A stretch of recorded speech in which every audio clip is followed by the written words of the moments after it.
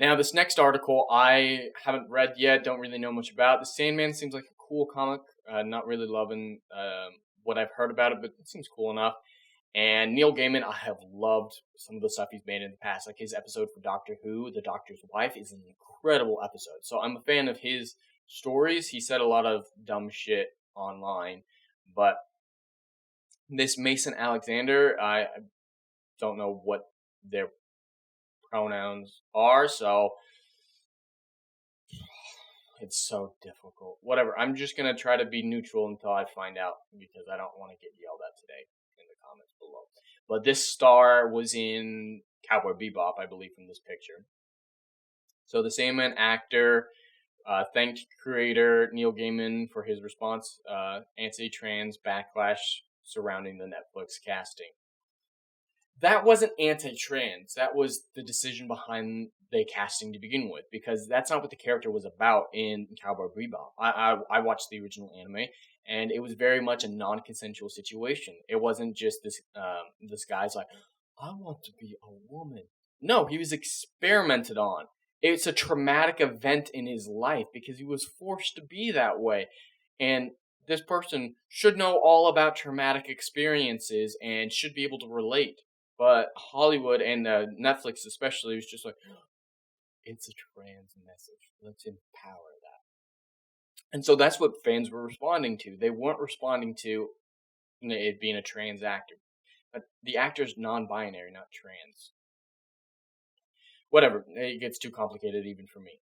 But moving on, apparently the Sandman creator defended this actor. Whatever. Man, I thought that was wonderful. It's rare to see something so iconically adapted in a time when the author is able to clap back, and shut down the haters. No one was hating. Oh, God. I'm not reading any more of that. It's just misunderstanding fan response to a bad decision, and then just saying, oh, you want to murder me, you hate me, you hate me, you hate people like me. And then Neil Gaiman being a pathetic beta male and being like, that's wrong, don't do that.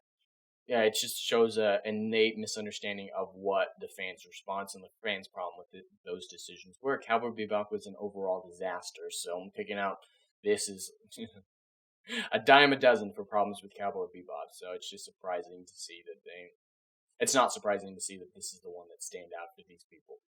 But I'm not going to read any more of that. It's just, you've got to understand what people are actually saying and not just debase the argument into, well, you're anti-trans. You got to listen to the argument and understand that it has nothing to do with that. So at the end, I'm disappointed in Neil Gaiman for doing what he did. And this star is just being a whiny bitch. And that's a non-gender bitch. A gender-neutral bitch. But whatever.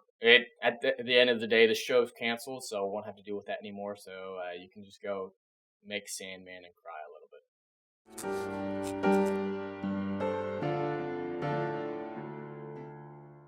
If you like what I do here and want to see good, compelling stories that Hollywood will no longer give you, check out my book series, Odyssey of a Phoenix, a mythological epic about philosophy, morality, and modern-day mental illness issues. Books 1, Down in Flames, and Book 2, Apocalypse Then, currently on sale. Book 3, Kill the Dark, coming soon.